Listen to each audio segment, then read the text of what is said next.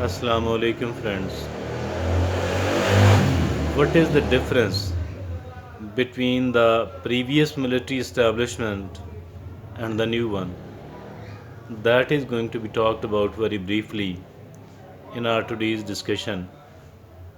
And if at all we look upon the previous military establishment, they have been involved in the politics and they have been supporting the military.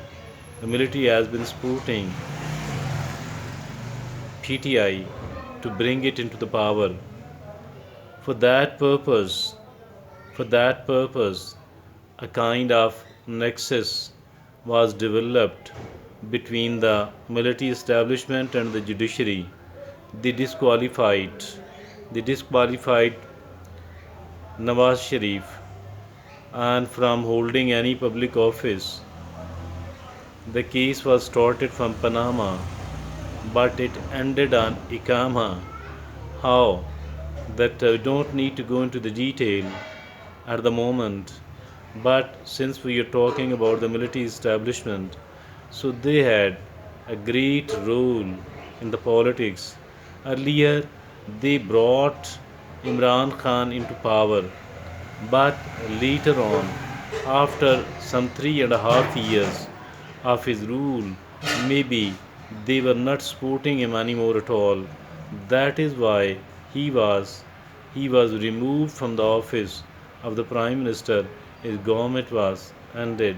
Even if at all somebody says, even if at all somebody says that General Qamar Javed Bajwa not only refused to support him, not only refused to bail him out, rather he asked the opposition parties to somehow get together and to remove him from the office of the Prime Minister.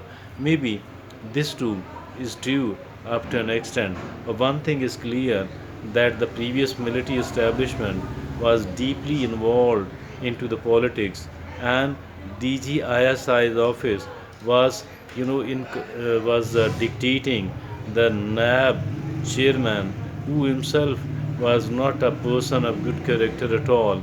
He was he was being dictated by the ISI, by the DGISI at that time, to institute cases against the opposition leaders, particularly the PMLN leadership, and then they were treated very, very badly. So that is how the military establishment of yesterday, the previous military establishment was quite a political one. They should have been apolitical, but they didn't. You know, they didn't do that. Rather, they were fully involved into the politics.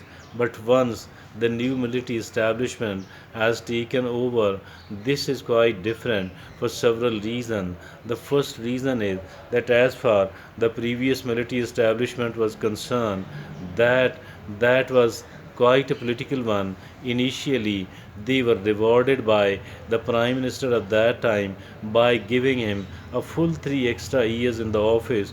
By why?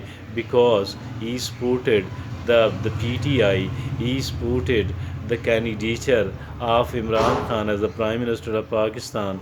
So for that reason, they were totally political. The new military establishment, seeing that what happened to the previous military establishment, because they were insulted a lot, and they were disrespected a lot, they were ridiculed a lot, the lot of character assassination was going on against them. Why? Because they refused to support Imran Khan, or maybe they have supported the political parties as well by asking them to unite and to keep doing something else. So that that tenure, that at the end of his career, the previous COAS, General Qamar Javed Bajwa, he was treated very, very bad. Maybe he deserved it. Maybe he deserved it. Why? Because he shouldn't have been political at all. He should have kept his neutrality by keeping himself and the rest of the generals apolitical. But that was a different time. Now, the new military establishment, upon seeing the end of previous military establishment, upon seeing how did they were how were they treated by a political party, by a politician, by a set of politicians, and upon seeing that result, that sort of disrespect, that sort of insults which were unimaginable earlier. Upon seeing this thing, the new military establishment, they have decided that they will remain apolitical and they will never ever be participating into the politics at all. Neither they will be supporting politically this government, nor they will be opposing the government in the waiting. I'm talking about the PTI and the next most probable Prime Minister of Pakistan, Chairman PTI, Imran Ahmad Khan Niazi. I think that this new military establishment, since Chairman PTI Imran Khan has tried a lot to have a meeting with this COAS, although Chairman PTI resisted a lot that this person, General Lieutenant General Asam Munir, should not be promoted, should not be elevated to the slot of COAS. Chairman PTI resisted a lot, but fortunately he became the COAS despite knowing that this person, that the chairman PTI has resisted my promotion, my elevation. I think he will not be still doing anything else against chairman PTI, against PTI, because they have reached the conclusion that by participating, by indulging, by interfering into the politics, they have discredited them a lot.